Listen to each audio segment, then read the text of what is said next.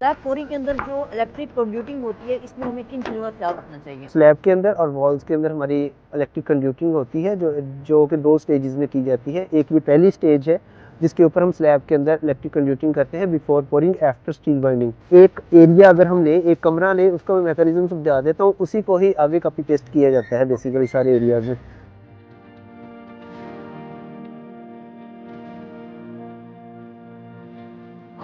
This is from team overseas construction. आप देख सकते हैं हम लोग आज अपनी एक साइट पे आए हैं जहाँ पे स्लैब पोरिंग हो रही है।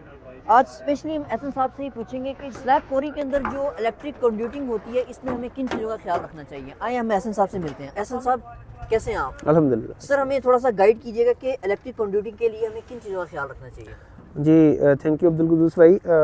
स्लैब के अंदर और वॉल्स के अंदर हमारी इलेक्ट्रिक कंड्यूटिंग होती है जो कि 2 स्टेजेस में की जाती है। एक ये पहली स्टेज है जिसके ऊपर हम स्लैब के अंदर इलेक्ट्रिक कंड्यूटिंग करते हैं before pouring after steel binding.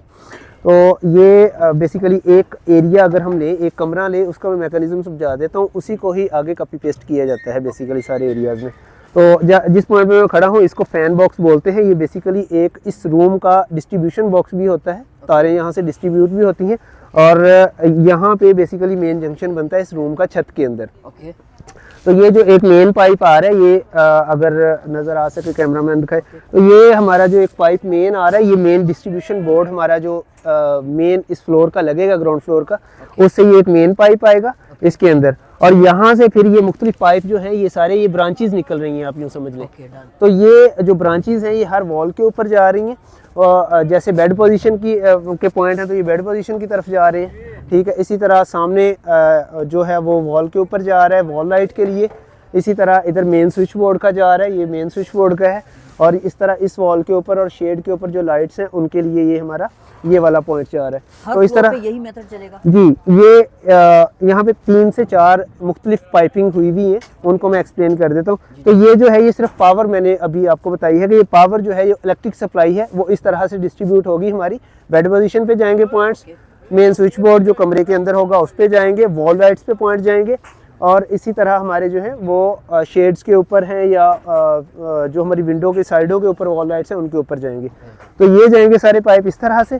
दूसरा वहाँ से एक मेन पाइप आ रहा है एसी के लिए। तो एसी का जो मेन पाइप है अगर आप देखें तो वहाँ से वो डिस्ट्रीब्यूशन बोर्ड जो है वहाँ से चलता है हमारा। तो ये एसी का पॉइंट जो है ये यहाँ तक आता है।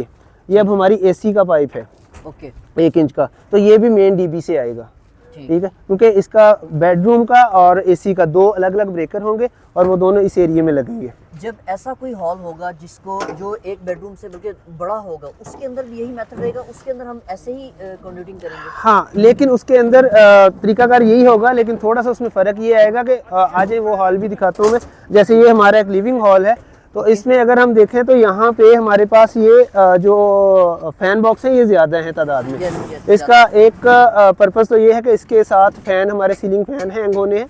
दूसरा जो है वो ये है कि इसके साथ कोई शैंडलियर, कोई चेन, कोई भी चीज़ हम हैंग कर सकते हैं। तो ये इसके अंदर हुक भी लगा होता है, तो वो काम भी ये फ़ैन बॉक्स करता है। तो यहाँ पे ये भी काम होगा, और सेकेंडली यहाँ से पाइप डिस्ट्रीब्यूट होंगे। तो मेन डीबी से हमारा 2 पाइप निकले, एक कमरे के लिए, एक एसी के लिए निकल आया, और एक हमारा निकल आया जो हमारी पूरी डिस्ट्रीब्यूशन हो रही है बेडरूम के अंदर।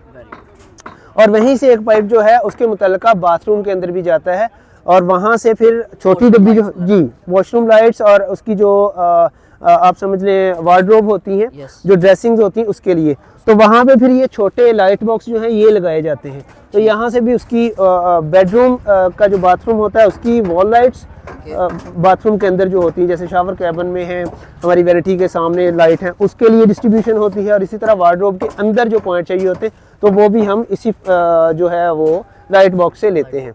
तो इस तरह ये हमारी जो कंड्यूटिंग है, ये एक कमरा, बाथरूम, ड्रेसिंग, ये इसी तरह इम्प्लीमेंट होती जाती हैं। बहुत शुक्रिया एहसन साहब, आपने बहुत अच्छी तरह से गाइड किया। मजीद इस तरह की वीडियोस के लिए हम आपके पास आते रहेंगे। बहुत शुक्रिया sir, thank you very much. इस तरह की मजीद इंफॉर्मेशन के लिए team overseas YouTube channel, team overseas Facebook page, teamoverseas.com को विजिट करें, लाइक करें, शेयर करें, सब्सक्राइब करें। बहुत शुक्रिया, अल्लाह हाफ़िज़।